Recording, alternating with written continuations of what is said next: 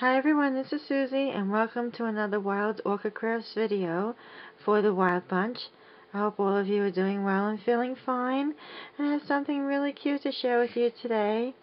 I have been to the Michael's craft store several weeks back and was able to pick up some of these Easter eggs that I had wanted to go ahead and alter. And I had done two projects on these. One I'll share with you now, and one will be in the next video. But for this one, I'd really like to show you what I came up with for altering a paper mache Easter egg. And I just love the way this came out. I thought it was really very cute. Just trying to make sure that we're in picture here. Okay, I'm not working with a tripod, but I'll do my best. I thought this was a very, very cute project to make.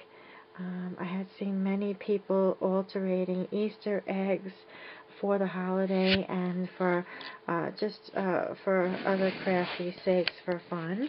And I haven't done anything like that in quite some time, and I thought I'd just go ahead and, looking at the Easter egg itself, I really was thinking if I should paint it or actually do some decoupage with it. And so what I decided to do was get some old music book paper, tear a sheet out, and I didn't have to distress it at all. The brown color that you see is the actual color because the book is quite old. And I tore up a few sheets, and you can see that it's kind of bumpy in spaces, and at first I really didn't like it, but now that it's fully dried, I do like the way that it looks. It adds a little bit of dimension in it, and I did use the Mod Podge. And the first thing I had actually done, I don't even know where to start, but the first thing that I had actually done with it was what I wanted to do was make this different than many of the other items that I have seen across the board.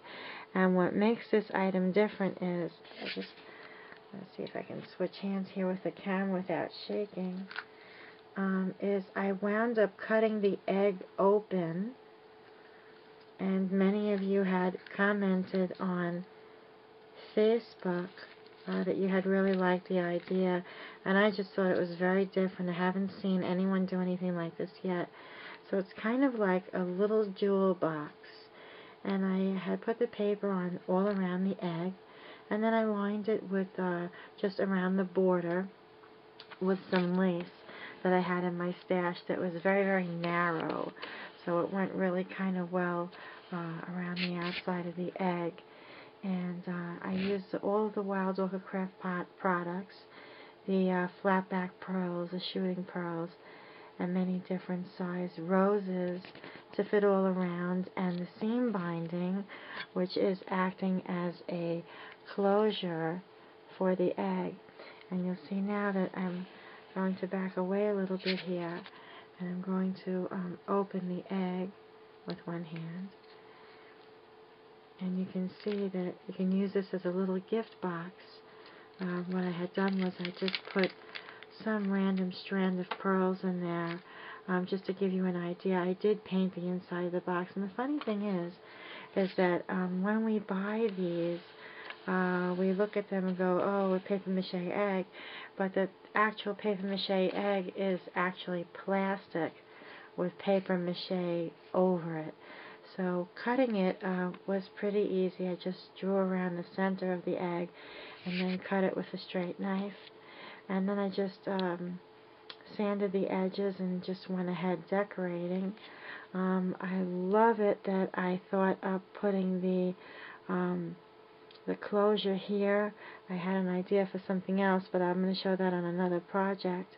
But if you can see, I just want to move this piece of seam binding here again with the one hand. Let me just pull these pearls out. What I have is another item in there from Wild Orchid Crafts. That is the flat back pearl, if you see it in there, and that kind of hides the beginning of the seam binding that's just glued down. And I used a color called Buttermilk. It's an acrylic color paint. and I painted the inside twice. First I put the gesso down because I didn't want the paint to look like it was streaked, which it would have looked if I wouldn't have primed it first. So I primed it with some gesso, and that took care of the, it kind of looks more like wallpaper now rather than streaked paint. And it's just really very cute. If you don't want to give this a gift to someone for Easter or even for Mother's Day, it would be a really perfect little gift, because you can certainly, and let me see, I'd like to just, I'm sorry to do this to you, just put this down for a brief moment. See if I can show that to you. Yeah, just go ahead and tie this up. And you can certainly, if you want to give Mom some money for Mother's Day, where she can go ahead and go and buy herself a gift or something that she needs, you can go ahead and roll up some cash and put that in there. I don't think at all that any kind of gift card will fit in there, but you can certainly put a cash or check in there. You can put any kind of ring, bracelet, or necklace in there. You can certainly give it to a very good friend and roll up some really nice lace, a little package of buttons and some pearls and notions, and put it in there. I mean, this can go so many ways. And again, I really liked using the Mod Podge on the outside. The paper was very thin. Here's a piece of the paper that I use. I'm just going to pick this back up again very gently. Okay, this is a piece of the paper that I use, and you can see it's really kind of faded. And that was really that much to it. It was a lot of fun to make. It was pretty quick. And I had a lot of fun making it, and of course the best part in the end is embellishing it with all of the beautiful flowers from Wild Orchid Crafts.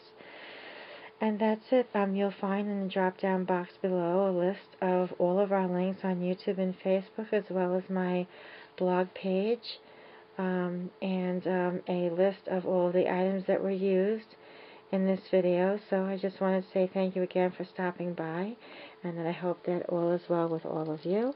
And I really appreciate all of your comments, and thank you so much for tuning in today. Have a great day now. Bye.